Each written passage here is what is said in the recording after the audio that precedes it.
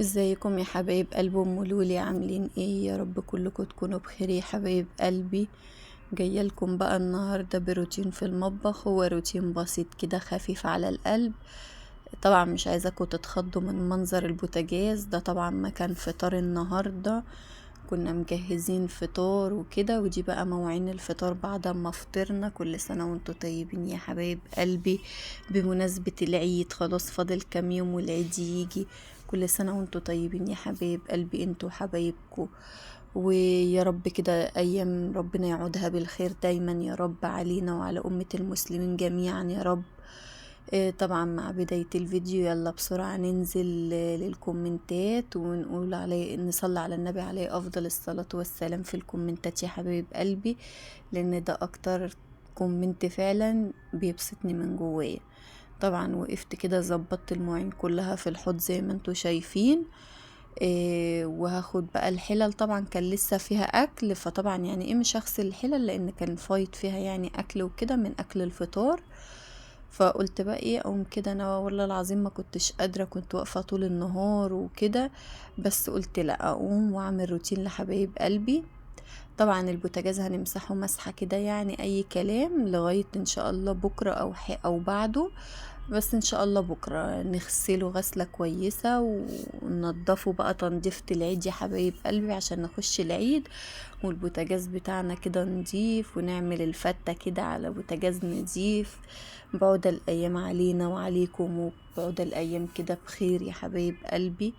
وطبعا بقى لو انتي لسه جديدة معايا في القناة مش عايزاكي تبخلي على اختك ام لولي بالاشتراك وتفعيل الجرس وتدوسي على كلمة الكل عشان يوصلك من اختك ام لولي كل جديد.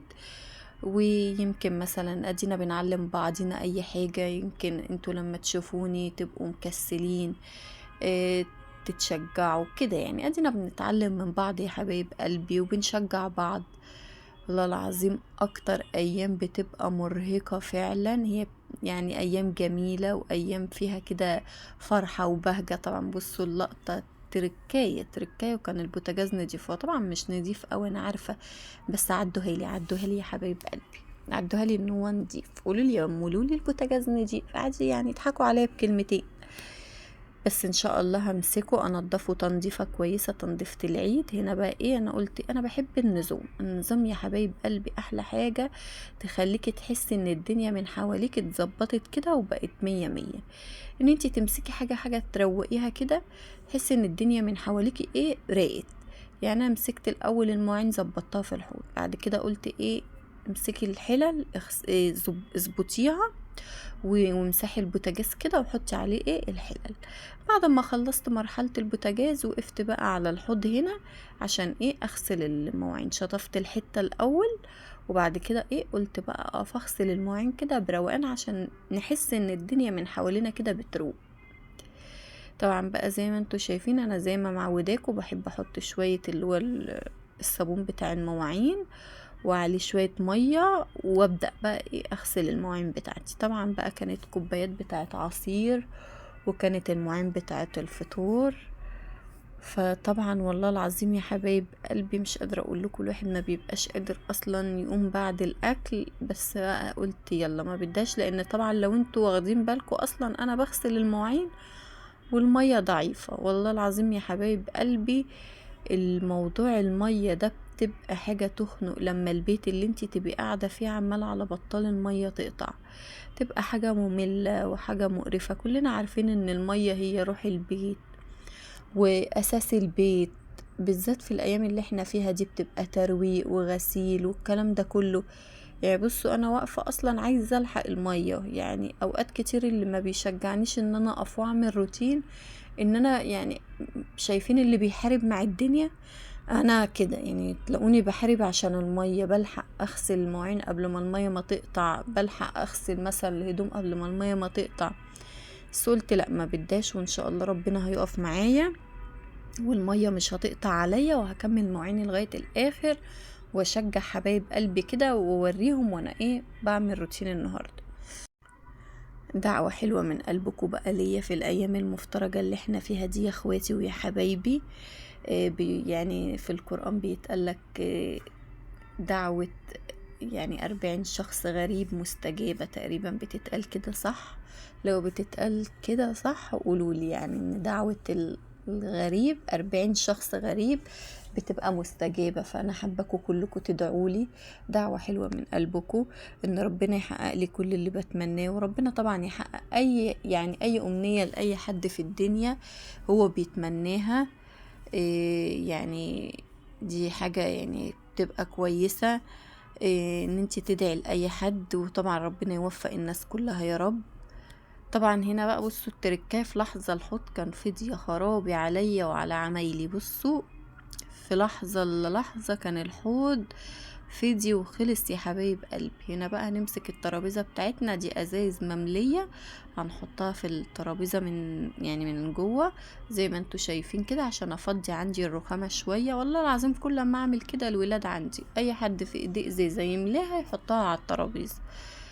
مفيش نظام خالص خالص. المشكلة ان انتوا لما الواحد يكون قاعد في مكان، لو شخص مثلا منظم في غيره مش منظم، فاهمين؟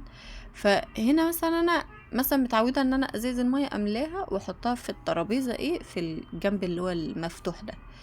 ممكن مثلا حد من الولاد يجي يملى الازازة، مثلا اوصيه ان هو يملى ازازة او كده، يملى الازازة ويقوم حاططها جنب الكتل، فاهمين؟ فبتعمل زحمة على الرخام. كفاية اساسا اطباق المية دي والله العظيم يا حبايب قلبي عاملالي زحمة، مش قادرة اقول لكم عاملالي زحمة قد ايه، بس بسبب المية وبسبب قرفها وبسبب ان هي بتقطع.